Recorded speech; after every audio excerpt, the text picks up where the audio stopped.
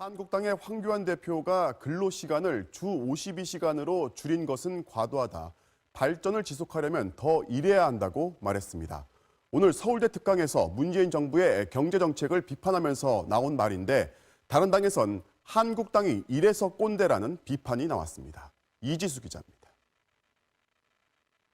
경제위기와 대안이라는 주제로 서울대학교 경제학부에서 특강에 나선 자유한국당 황교안 대표. 현 정부의 경제정책을 비판하며 주 52시간제로 근로시간을 줄이는 것은 과도하다고 주장했습니다. 우리나라는 좀 더 일해야 되는 나라고 발전을 지속하려면 일하는 게 더 필요하다면서 젊은 사람들은 돈 쓸 데가 많아 일을 더 해야 하는데 정부가 막았다고 말했습니다.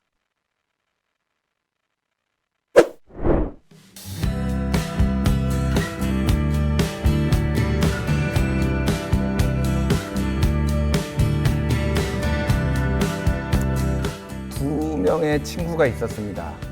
둘 다 치킨집을 했는데 한 명은 치킨이 너무 잘 돼서 좋았고 한 명은 치킨이 너무 안 됐습니다. 근데 두 사람 다 죽었다고 합니다. 한 사람은 장사가 안 돼서 죽었고요. 한 사람은 과로사로 죽었다고 합니다. 우스갯소리인데요. 이게 웃을 수만은 없는 일이죠. 한 해에 약 400여 명이 과로사로 죽고 있습니다. 하지만 이것도 정확한 통계는 아닙니다. 왜냐하면 통계가 집계가 되지 않습니다. 갑작스러운 심근경색으로 죽는데 이게 과로 때문인지 아닌지를 밝히는 것은 굉장히 난해하고 어려운 과정이기 때문입니다. 최근에 황교안 자유한국당 대표가 서울대 경제학부 특강에서 주 52시간보다 더 해야 된다. 대한민국은 지금 일을 더 해야 되는 나라다라고 발언을 해서 이게 또 많은 기사화가 됐습니다. 많은 분들이 아시겠지만 OECD 국가들 중에서 멕시코 다음에 2위를 기록하고 있고요. 근로시간 전체 길이가. 대한민국 언제까지 이렇게 일을 많이 하고 이렇게 많이 또 죽어야 합니까? 이에 대해서 근데 최근에 굉장히 의미심장한 기사를 낸 곳이 있어서 한번 그 얘기를 들어보고자 모셨습니다. 한겨레 21의 조윤영 기자 나오셨습니다. 안녕하세요. 안녕하세요. 예, 기사 굉장히 재밌게 재밌다라고 해야 되나요? 이건 제가 참 재밌다라고 말한 기사는 아닌 것 같아요. 어쨌든 근데 의미심장하게 잘 읽었고요. 그 지난 7월부터 11월까지 과로사 혹은 과로로 인한 스트레스로 인한 자살을 한 분들을 취재를 한 기사였잖아요. 그 기사 제목하고 내용을 전체적인 개요를 좀 설명해 주시겠어요? 네, 안녕하세요. 저는 한겨레 21 조윤영 기자라고 합니다. 저희는 최근에 1291호를 남편의 과로 죽음, 남들은 왜 그걸 몰랐냐 묻는다라는 제목으로 특집 기사를 이제 보도를 했고요. 최근에 이 과로사랑 과로 자살에 대한 사회적인 관심이 높아지고 있어요. 여전히 많은 노동자가 일하다가 과로로 숨지고 스스로 목숨을 끊는 경우가 많은데요. 하지만 말씀하셨던 것처럼 구체적인 통계는 여전히 잡히지 않고 있습니다. 대략적으로 뇌혈관 질환으로 숨진 이 354명의 노동자, 그리고 정신질환으로 숨진 노동자 44명의 숫자로 그 규모를 짐작해 볼 뿐인데요. 이 문제는 그것도 몰랐냐면서 이 갑작스럽게 가족을 잃은 유가족들에게 이 바라보는 사회적인 시선들이 굉장히 모순되고 이중적이라는 점에 저희가 주목을 했습니다. 예. 그래서 일단 과로사가 가장 많이 나오는 게 이를테면은 집배원들이 과로사로 많이 죽어서 집배원들에 대한 어떤 근로 조건을 개선을 해야 된다 이런 얘기들도 나오고 있고 우정노조는 61년 만에 총파업을 경고하기도 했고 그런 상황이에요. 근데 사실 과로사를 자세히는 몰라요 사람들이. 실제 취재를 해보시니까 좀 어땠나요? 그 가족들 분들을 직접 만나신 거잖아요. 네, 좀 맞아요. 어떤 말씀들을 많이 하셨나요? 어떤 과정에서 사실은 잘 상상이 안 되는 게 과로사는 진짜 죽을 듯이 힘들면은 그러니까 심근경색으로 그거는 이제 그래서는 안 되지만 근데 과로 자살을 하는 거는 도대체 어떤 상황이 돼야지만 과로 자살을 하는 건지 저는 잘 이해가 안 돼요. 그리고 시청자 여러분들도 잘 이해가 안 되실 것 같아요. 주로 이 과로사의 원인이 뭐냐라고 이제 묻는데요. 과로사의 경우에는 긴 시간 일을 하다가 숨진 경우가 많고요. 예. 상대적으로 과로 자살의 경우에는 정신적인 과로를 견디지 못해서 스스로 이제 목숨을 끊는 경우가 많아요. 예. 그래서 이 과로 자살을 접하는 대부분의 사람들이 일을 죽을 정도로 힘들었으면 일을 그만두지 그랬냐 라는 이제 시선이 보편적인 시선이에요. 예. 네, 그래서 근데 이 과로를 느끼는 거는 굉장히 심리적으로 상대적으로 다양하기 때문에 이걸 단순히 이제 일하다가 그 정도로 힘들었으면 일을 그만두지라는 말을 한다라는 거는 굉장히 여전히 과로에 대한 편견이라고도 볼 수 있을 것 같습니다. 그게 그러면은 직장 내에서의 가혹행위나 이런 거하고는 좀 다른 결이 다른 건가요? 이렇게? 여러 가지 원인이라고 볼 수 있어요. 이 업무 강도가 높거나 아니면은 업무의 그 빈도수가 이제 자주 바뀌거나 예. 업무 환경이 자주 바뀌거나 교대 근무에 있거나 아니면은 직장의 상사나 윗사람으로부터 모멸감을 느끼는 언어를 반복적으로 되풀이해서 듣는 경우에 그런 것들도 큰 틀에서 보면 이제 정신적인 과로라고도 이제 볼 수 있다라는 의견들도 있는데요. 실제로 제가 만났던 이제 여러분들 중에 이제 한 분께서도 이 직장 상사의 반복적인 모욕적인 이제 발언으로 인해서 이 굉장히 심한 정신적인 스트레스를 받았다고 하더라고요. 그러니까 그게 이제 좀 넓은 범위의 어쨌든 과로사군요. 네. 이게. 예전에 보면은 검찰에서 검사가 네. 스트레스로 이제 네. 과중한 업무와 또 상사의 괴롭힘 뭐 이런 걸로 네. 스트레스로 죽은 경우도 있고 또 뭐 우리가 뭐 PD 프로듀서도 CJENM에 네. 있었던 프로듀서도 한번 자살한 적이 있고 그렇죠. 그래서 어쨌든 사회적으로는 괜찮은 직장들이라고 인정받는 것들이잖아요. 네. 그럼에도 불구하고 이렇게 자살한 경우가 많이 있었어요. 그 조사한 4개의 케이스 같은 경우에는 좀 어떤 케이스였는지 조금 뭐 설명을 약간 해주시겠어요? 우선 네 분 다 과로로 숨지거나 스스로 목숨을 끊은 분들의 유가족 분들이셨고요. 예. 저희 같은 경우에는 이 산재를 신청하려는 분과 이미 산재를 인정받은 분, 그리고 산재를 신청했지만 인정받지 못한 분들을 크게 나눠서 이야기를 좀 나눠봤고요. 예. 이 기사에는 유가족들의 예조 요청으로 이름은 익명으로 소개를 했습니다. 그리고 이제 이분들의 공통점은 말씀하셨던 것처럼 지금 이제 과로사나 과로 자살로 숨진 노동자들의 그 직업군들이 굉장히 한정적이고 제한적으로 보도가 되고 있는데요. 그래서 저는 되도록이면 평범한 직장에서 직장 생활을 하셨던 평범한 분들의 이야기들을 좀 전달하려고 좀 노력을 했습니다. 그래. 좀 그 중에서 한번 뭐 기사를 읽어보시면 되지만은 어쨌든 뭐 좀 기사를 좀 더 많이 읽어보시라고 케이스 네. 하나를 좀 약간 설명해 주시겠어요? 어떤 좀 가장 인상적이었다 뭐 이렇게 그런 케이스를 하나. 예를 들어서 네 개 중에, 예. 산재를 지금 인정받으셨던 이영미 씨 같은 경우에는요, 이 남편분께서 중소기업에 다니다가 이 스스로 과로로 인해서 이제 목숨을 잃으신 노동자분이셨는데요. 그 과로 자살인가요? 과로사? 과로사로. 과로사로. 네, 예. 목숨을 이제 잃으셨던 분이셨는데요. 실제로 남편분이 숨지기 전까지 가족들은 남편이 돌아가시는 것조차 상상하지 못했던 일이었어요. 그래서 갑작스럽게 남편이 죽은 이후에 남편이 왜 죽었는지, 남편이 왜 일하다가 죽을 수밖에 없었는지를 가족들이 스스로 증명을 해가는 과정들을 겪었는데요. 이 과정에서 주변 사람들로부터 비난을 받기도 했어요. 예를 들어서 따님과 같이 엘리베이터를 타고 올라가는데 이 모녀 뒤에서 같은 아파트에 살던 입주민이 혀를 이제 끌끌 찼답니다. 어떻게 이제 남편이 그렇게 됐냐. 또 어떤 같은 아파트에 살던 한 남자분께서는 정말로 그런 일이 있었냐 라면서 정색을 하면서 이 유가족들한테 되묻기도 했고요.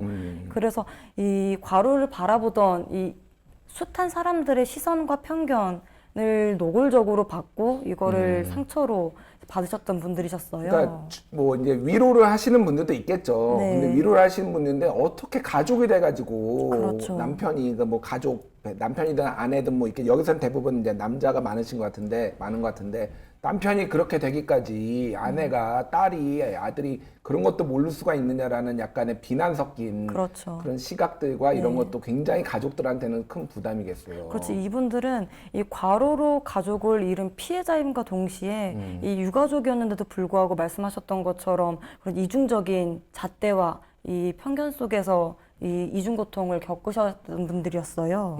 그렇군요. 이중고통을 방금 말씀하셨는데 이제 6단계가 있다고 이중고통에는 네. 이게 뭐 좀 설명을 해주시겠어요? 일단 저희가 인터뷰를 통해서 공통적으로 이제 나왔던 얘기들이었어요. 말씀하셨던 것처럼 이 산재를 이 가족분들의 죽음 직후부터 산재 인정 이후까지 겪었던 전체 과정들에서 공통적으로 이제 나타났던 감정들이었는데요. 키워드로 꼽아 보면은 예, 예. 충격, 분노, 비난, 원망, 고독, 공허라고 좀 볼 수 있을 것 같아요. 이게 지금 순서가 그렇게 되는 건가요? 일반적으로 그러면은? 일반적인 순서고요. 예, 예. 실제로는 순서가 조금 다르지만 공통적으로 겪었던 감정들을 저희가 정리를 해봤습니다. 그렇군요. 다시 한번 제가 읽어보겠습니다. 충격, 그다음에 분노, 비난, 원망, 고독, 공허. 아, 어떤 감정일지 읽으면서도 제가 대략 이게 흐름이 있네요. 그러니까 처음에 당연히 충격을 받죠. 네. 그다음에 상황이 이렇게 되기까지 도대체 어떻게 된 것인가에 대한 어떤 뭐 그 회사를 상대로 한 그렇죠. 분노 뭐 이런 것도 있는데 이제 그것을 이제 비난을 누군가 또 해야 되는 거죠. 이 상황을. 왜냐면 그런 것들이 나한테 비난이 돌아올 수 있으니까. 네. 그리고 원망. 또 비난과 원망이 약간 비슷한 것 같긴 한데 어쨌든 그러다가 이제 뭐 배우자가 없어진 것에 대한 부모가 아빠가 없어진 것에 대한 뭐 고독과 공허함을 느낀다. 뭐 이런 단계인 거로 이해를 하면 맞는 건가요? 조금 더 부연 설명을 드리면은 이 특히 비난과 원망 같은 경우에는 이 사회가 자신에 대한 비난 말씀하셨던 것처럼 유가족들에 대한 비난이라고 볼 수 있고요. 이 원망은 과로사와 과로자살 유가족들이 느끼는 감정이 조금은 결이 달라요. 이 예. 죽음의 형태가 다르기 때문인데요. 예, 예. 이 일하다가 목숨을 잃은 과로사의 경우에는 고인에 대한 연민이 강하다라면은 스스로 목숨을 끊은 배우자나 가족들에 대해서는 이 갑작스러운 죽음으로 인한 원망을 느끼는 경우도 많아요. 그래서 이런 자책감과 원망이라는 이중적인 감정 때문에 스스로 혼란스러워하시는 유가족분도 굉장히 많으세요. 이런 과정을 겪으면서 이 망인에 대한 명예회복을 위해서 산재 신청을 하고 산재 준비를 하는데요. 그 과정이 굉장히 고독합니다. 산재. 네. 자, 왜냐면은 예, 예. 회사에서도 이 입증 책임이 없기 때문에 자료를 쉽게 제공하려고 하지 않아요. 그리고 이 유가족들도 이 산재에 대한 정보가 굉장히 없고요. 그렇죠. 그 과정에서 느끼는 고독감이라고 볼 수 있을 것 같아요. 일반적으로 뭐 사고사 같은 경우에는 그것도 인정이 안 되는 경우가 가끔 있습니다만 네. 그래도 어쨌든 정황이라든지 이런 걸로 비교적 산재가 인정되는 그 확률이 높은데 네. 이렇게 갑자기 죽었을 경우에는 뭐 자다가 죽었을 수도 있고 여러 가지가 있잖아요. 이유가 특히 네. 직장에서 그 이렇게 돌연사하는 게 아니라 집에서 자다가 이렇게 됐을 경우에는 이거를 입증할 방법이 네. 회사에서 과로로 했다. 아니 집에서 자다가 이렇게 된 건데 어떻게 그게 과로사냐라고 사람들이 직장에서 또 인정 안 해주려고 하니까 그럴 거 아니에요. 그렇죠. 예, 굉장히 힘들겠어요. 이런. 예. 이 실제로 과로사의 경우에는 긴 시간 일을 했다라는 것을 증명하기 위해서 가족분들이 증거를 수집을 하는데 굉장히 어려움들을 겪으세요. 왜냐면은 예를 들어서 PC 로그인 기록 등과 같은 자료들을 회사에서 보통 갖고 있는데 예. 이것들을 유가족들한테 쉽게 제공하지 않거든요. 그래서 대신 가족들은 하이패스 기록을 통해서 간접적으로 긴 시간 일을 했다라는 사실을 증명하기도 하고요. 예. 카카오톡에 남아있는 업무 지시나 이 업무 시작 시간, 종료 시간 등을 통해서 간접적으로 이런 사실들을 증명을 하고 있어요. 그리고 특히 스스로 목숨을 끊는 과로 자살의 경우에는 자살의 원인이 굉장히 복잡하고 종합적이기 때문에 주변 동료분들의 증언을 종합해서 이 사람이 스스로 목숨을 끊을 수밖에 없는 정신적인 압박이 심했다라는 사실들을 증명하기도 해요. 네. 그래서 실제 지금 죄송합니다. 그 내 가족분을 인터뷰를 하셨는데 네. 그분들 같은 경우에는 굉장히 어쨌든 다시 이 상황을 그 꺼내는 것 자체가 굉장히 고통스러운 상황이었을 것 같아요. 그럼에도 불구하고 이렇게 우리 조 기자님한테 인터뷰를 이렇게 한 것은 뭔가 원하는 게 있어서 얘기를 했던 것 같은데 어떤 내용이었나요? 실제로 제가 만났던 이 황정희 씨 같은 경우에도 비슷한 말씀을 하셨어요. 인터뷰를 한다고 해서 숨진 남편이 돌아오진 않는다라는 말씀을 하셨는데요. 다만 그럼에도 불구하고 내가 인터뷰를 하는 것은 나와 같은 비슷한 경험을 하는 사람들이 더는 없었으면 좋겠고 혹여 이미 이 과로사나 과로자살에 직면했다고 하더라도 그들에게 조금 더 도움을 되고 싶다라는 말씀을 전하셨어요. 그렇군요. 보건복지부에서 추진하는 자살유가족 동료활동 지원과 프로그램, 이거는 어떤 건가요? 내년부터 본격적으로 진행이 될 예정인데요. 예, 그래서 예. 제가 만났던 유가족분들 중에 한 분도 이 프로그램에 참여를 하고 계세요. 예, 예. 그래서 일반적인 자살 유가족, 큰 틀에서의 이제 자살 유가족들에 대해서 이 동료 상담이라는 개념으로 보면 좋을 것 같은데요. 이 유가족들이 느끼는 위로와 동정은 굉장히 온도차가 심하다고 해요. 예. 그래서 좀 더 진정 어린 이 위로와 그리고 도움이 될 수 있도록 이제 해주시는 역할을 하실 예정이에요. 자, 과로사 자체에 대해서 조금만 뭐 질문을 드릴게요. 과로사라는 거는 원래 1980년에 일본에서 온 말이라고 지금 대본에 적혀 있네요. 저도 몰라서 방금 알았습니다. 예. 82년에 과로사라는 책이 일본에서 나오면서 네. 했는데, 이제 우리나라도 과로사라는 말은 지금 인정을 하고 있는 거죠, 한국에서도. 하지만 여전히 과로에 대한 개념이 모호하고 이 과로 자살에 대한 개념이 역시 어디까지를 과로 자살로 인정할 건지에 대한 구체적인 기준이 마련돼 있지는 않은 상황이에요. 과로사라는 것의 존재 자체는 인정을 하지만은 네. 뭐가 과로인지에 대해서 네. 아, 그렇군요. 주 52시간 넘어가면 과로 아닌가요? 그쵸. 쿨하게 그렇게 봐야 되는 거 아닌가요? 네. 법이 52시간 이상이면 처벌하니까 52시간 이상 근무하면 과로죠. 그렇군요. 자, 과로사의 원인들 뭐 어떤 것들이 있나요? 가장 크게는 긴 시간 노동을 꼽을 수 있고요. 이 밖에도 교대 근무 그리고 이 근로 환경이나 형태가 자주 바뀌거나 아니면 그 강도가 바뀌거나 했을 때 느끼는 이 정신적인 과로도 과로로 봐야 된다는 의견들이 많아요. 그리고 최근엔 이 탄력 근로제와 같이 노동 시간을 유연하게 만드는 이 제도 역시 과로사나 과로 자살을 조장할 수 있는 위험이 있다라는 지적이 있고요. 그 야근하는 분들이 사실은 과로사 위험이 굉장히 많이 올라간다라는 의학 그 연구도 있고, 또 하나는 그냥 지속적으로 차라리 야근만 하시면 되는데 야근을 하다가 또 낮근무를 하다가 네. 이렇게 바뀌는 게 또 있고, 그쵸. 신문사에도 있고, 네. 신문사의 편집부가 약간 그런 식으로 근무가 돌아가고 그쵸. 있고, 방송사에도 굉장히 많고, 간호사가 그렇게 돌아가요. 네. 3교대 근무로 이게 사람 완전 골병 들게 만드는 거거든요. 그쵸. 그 외에도 굉장히 많은 그 항상 그 일을 해야 되는 직군들이 그런 식으로 하는데 이게 건강에 굉장히 안 좋습니다. 이게. 그래서 그렇게 이게 근로 시간은 짧아도 이게 굉장히 과로로 네. 이어질 가능성이 매우 높다라고 하는 거고 있고요. 우리나라는 학생들도 사실상 과로사가 아니라 과로에 준하는 거 혹사를 당하고 있어요. 어떻게 보시나요? 그 학생 같은 경우. 이 청소년들의 학습 시간을 노동 시간이라고 간정을 한다면 좀 어떨까요? 실제로 많은 학생들이 9시부터 밤 10시가 넘게까지 학원이나 아니면 개인 교습을 받고 있는데요. 실제로 최근에 한겨레 21에서도 학원 유무제에 대한 이 기사를 다룬 적이 있었는데요. 예, 예. 그 기사에 소개된 일화를 좀 말씀드리면 재밌을 것 같아요. 이 김용 전 세계은행 총재와 이 크리스틴 라가르드 국제통화기금 이 총재 일화가 있는데요.